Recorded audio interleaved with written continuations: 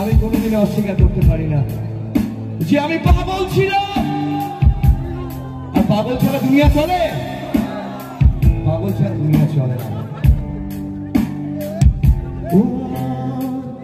College ক্যান্টিনে cigarette কাড়ির দিন একদিন শেষ হয়ে যাবে, আমি চাই না আসুক সেদিন।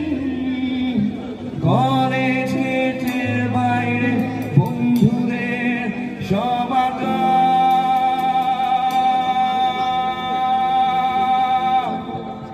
ইউনিয়ন রুমের মিলিত সবাই পরিচয়।